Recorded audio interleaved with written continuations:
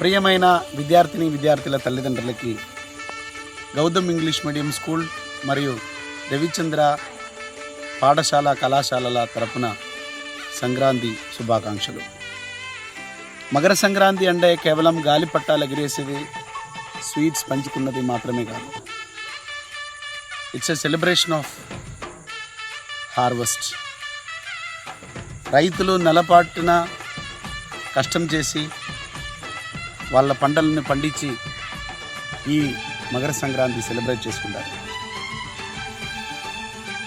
Makar Sankranti celebration అనేది discipline, dedication and determination అనే వాల్యూస్కి నినాదం.